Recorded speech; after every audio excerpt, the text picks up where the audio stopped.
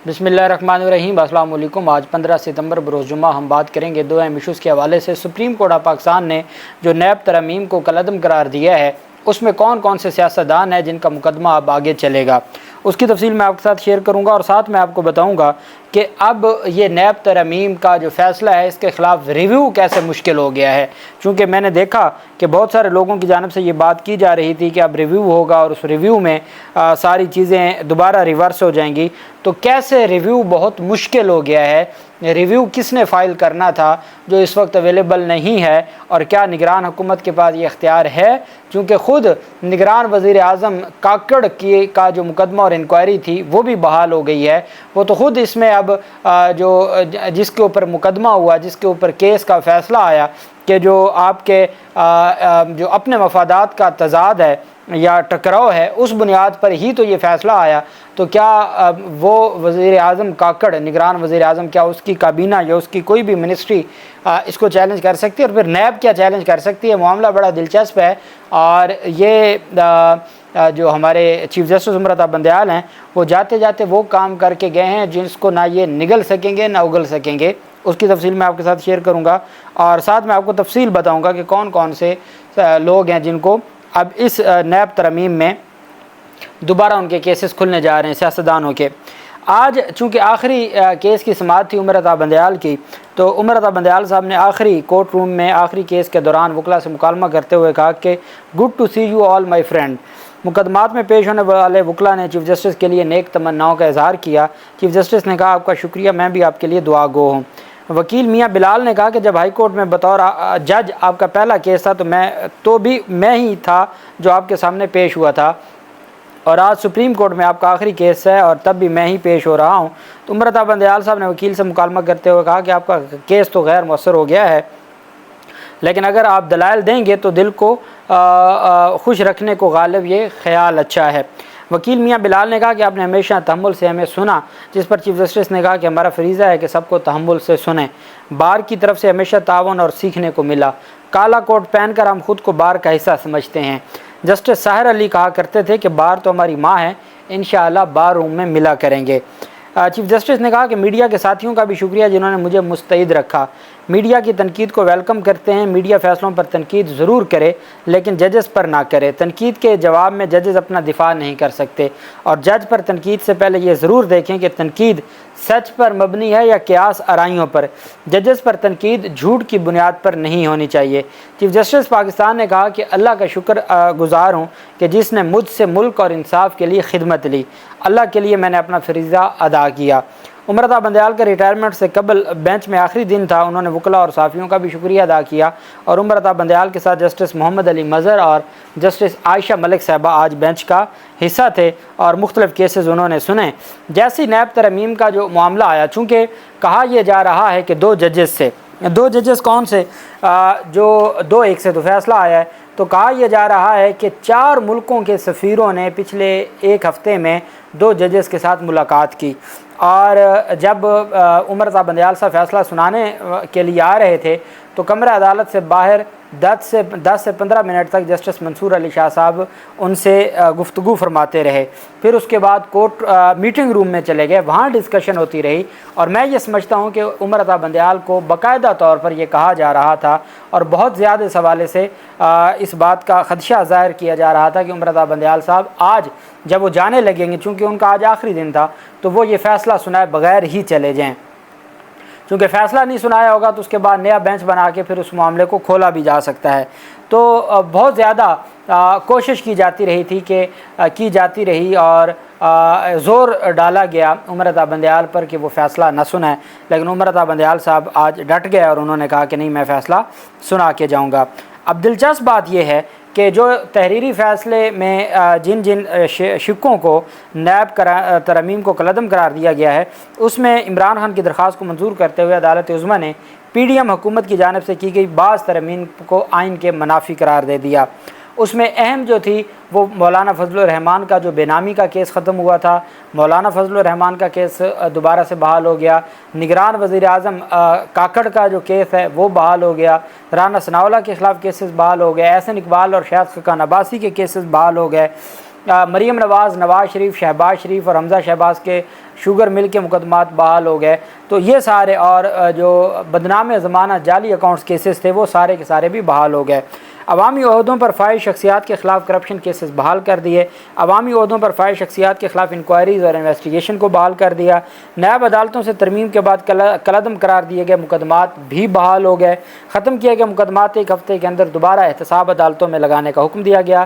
NAB کو 50 کروڑ سے کم مالیت کے کرپشن کیسز کی تحقیقات کی اجازت دے دی گئی. سروس آف پاکستان کے خلاف ریفرنس فائل کرنے کی شک بھی برقرار رکھی گئی.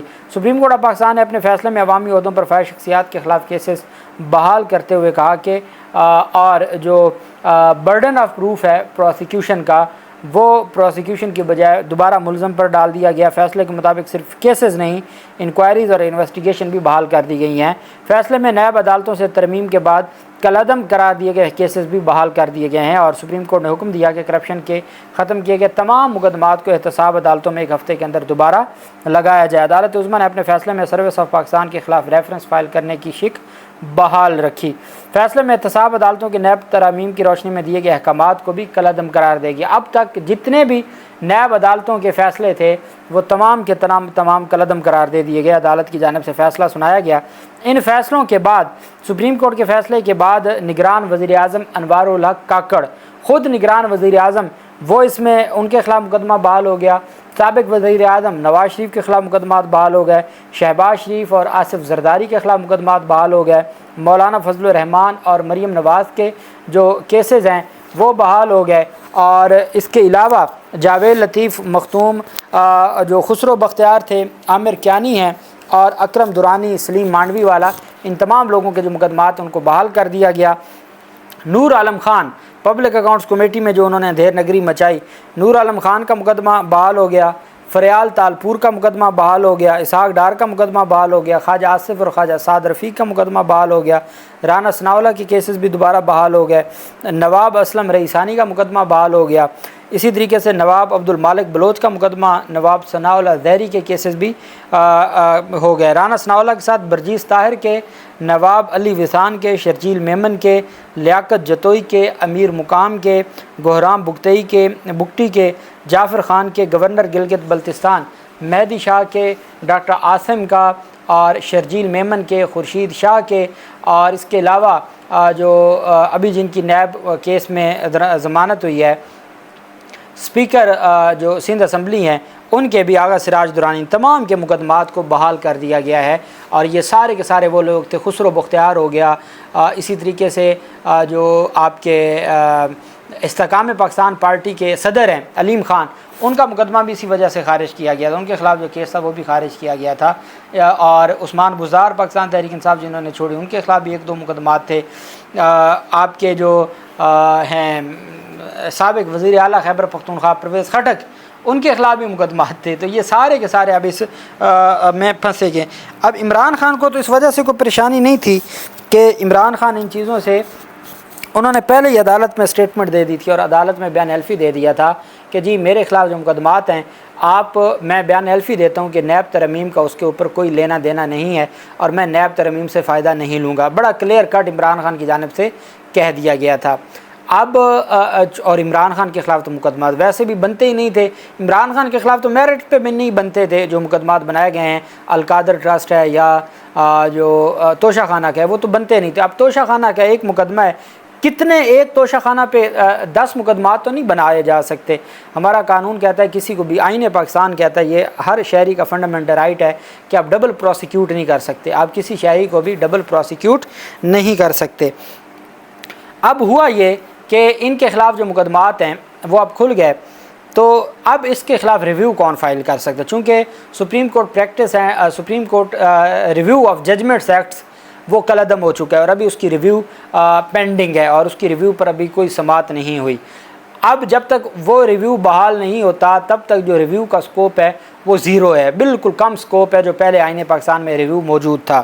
دوسری بات، जो मुतासरा होगा सिर्फ वही रिव्यू को चैलेंज कर सकता है। इसमें फ़रीक थे नैब और वफाकी हुकूमत।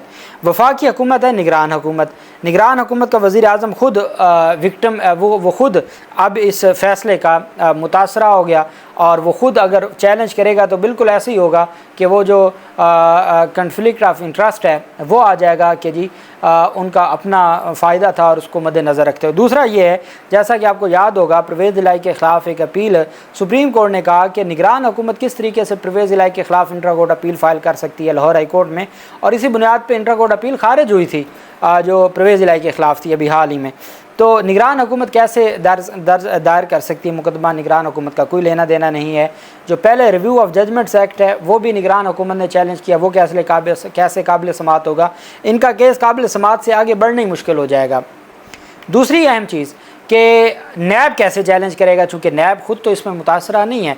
नैब का क्या लेना देना? पहले नैब तरमीम कर दी गई तो उसने मान ली और उसके मुताबिक केसेस दाखिल दफ्तर करना शुरू कर दिए, और जब अब सुप्रीम कोर्ट का फ़ैसला आ गया तो उस पर ये कैसे कर सकते हैं, किस तरीके से?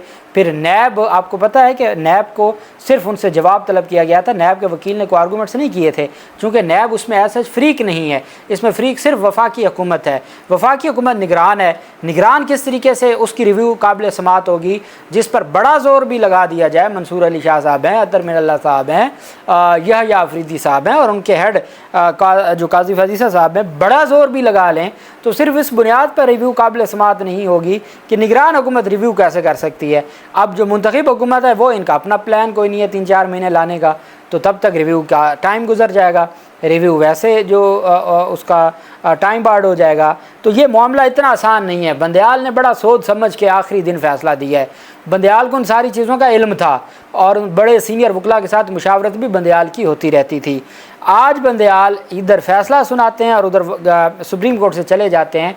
जाते जाते वो काम कर गए हैं कि जिसका जो हमारे अंदाज़े थे कि शायद ऐसा बंदयाल साहब नहीं कर सकेंगे, वो अंदाज़े गलत साबित हुए और बंदयाल साहब फ़ैसले देकर गए हैं। और अब इनके गले ऐसा फंदा पड़ा है कि ये ना उससे निकल सकते हैं, ना बच सकते हैं, ना जान छुड़ा सकते हैं। अल्लाह पाक पाकिस्तान कामयाब नासिर हो।